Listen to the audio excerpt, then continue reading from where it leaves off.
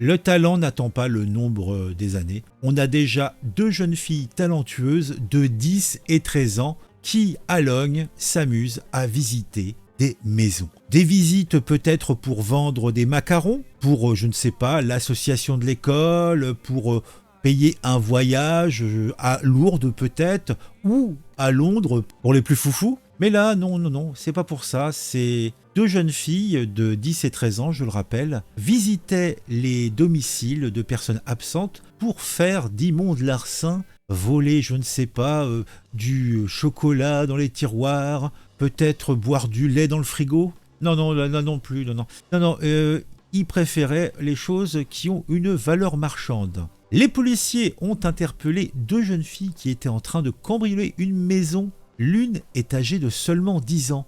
Ça laisse pensif, ça laisse rêveur. 2 jeunes filles de 10 et 13 ans ont été interpellées en plein cambriolage à Logne, en Seine-et-Marne. Et c'est un riverain qui a donné l'alerte vers les coups de 13h30. Il sortait pour sa petite promenade après son festif déjeuner. En apercevant les 2 mineurs qui s'étaient introduites dans une maison située près de la rue Fernandel, tout le monde connaît la rue Fernandel, tout le monde connaît Fernandel, en passant par une fenêtre. 10-13 ans, ça doit pas être bien épais, donc ça passe dans des trous de souris. Les policiers sont vite arrivés sur les lieux et ont interpellé les 2 jeunes filles qui avaient déjà accédé à l'étage du pavillon.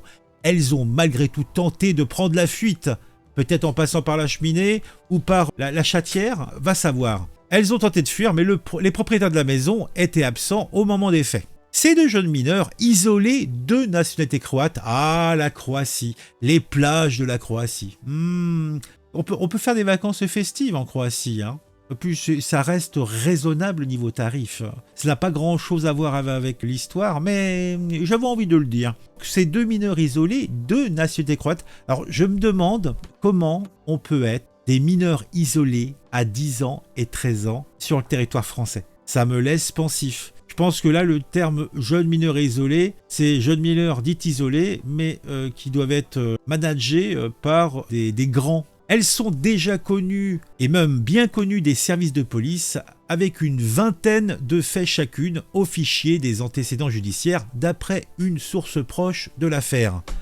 La plus âgée a été placée en garde à vue, la seconde en retenue. Une garde à vue n'est possible qu'à partir de l'âge de 13 ans. Il est malheureusement fréquent que les policiers interpellent de jeunes adolescents laissés à l'abandon pour des faits de vol ou de cambriolage. Rappelle une source policière, une enquête a été ouverte. Alors je me pose, ces enfants, donc qui ont entre 10 et 13 ans, qui sont considérés comme des enfants mineurs isolés. Donc s'ils sont isolés, c'est qu'ils n'ont pas de popo, ils n'ont pas de maman, ils n'ont pas de tuteurs légaux. Donc, logiquement, on a bien un organisme en France qui s'occupe de gérer les enfants isolés. Donc, soit ils sont confiés à une famille, soit ils sont confiés à un centre, mais ils ne se baladent pas comme ça dans la rue par moi par vous. Simplement le fait d'aller à l'école, d'avoir un toit, une santé, je ne comprends pas. Je suis toujours interloqué quand je vois des affaires comme ça.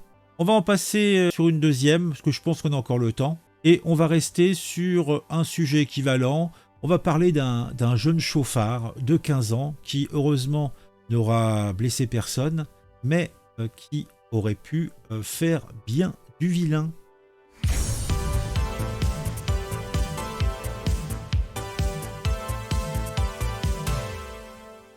Dans la série Nos jeunes ont du talent, c'est maintenant à Toulouse qu'on a un fait divers où on retrouve un ado qui fuit la police sur 39 km au volant de la voiture qu'il a empruntée à sa petite maman. L'adolescent a 15 ans, le même âge que le chauffard qui a provoqué sur une route de campagne la mort de 2 retraités. Dommage, mais là, bon, ça c'est bien fini puisqu'il n'a pas échappé à la justice. Et il a été embarqué, manu militari, par la police et rendu à son momo.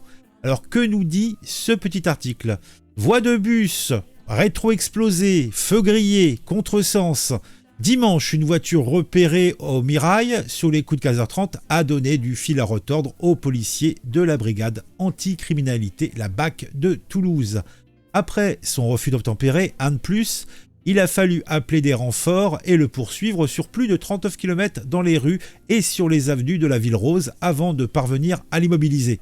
Autant dire que ce refus d'obtempérer aurait pu provoquer des accidents, aurait pu provoquer des blessés, voire des morts. L'inconscience des adolescents n'est plus à démontrer, hélas. Une fois la voiture coincée, les fonctionnaires ont eu confirmation de ce qui les avait poussés à opérer le contrôle. Le conducteur et son passager semblaient bien jeunes.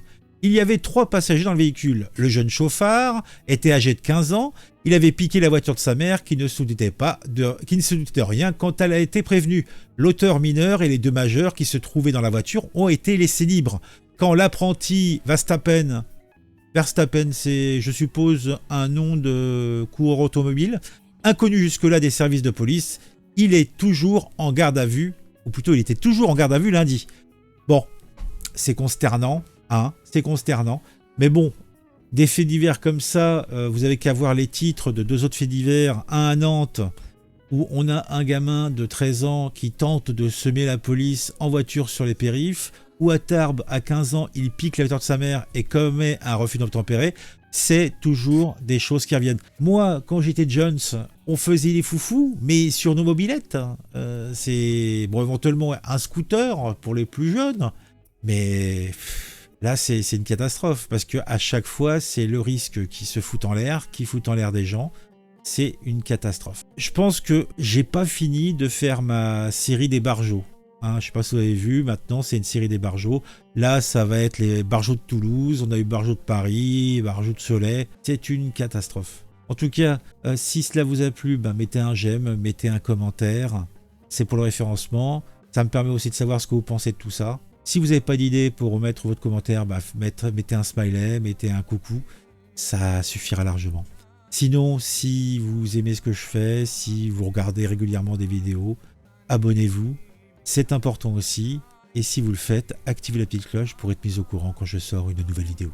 A très vite pour un nouvel épisode des barjots en folie, quoi.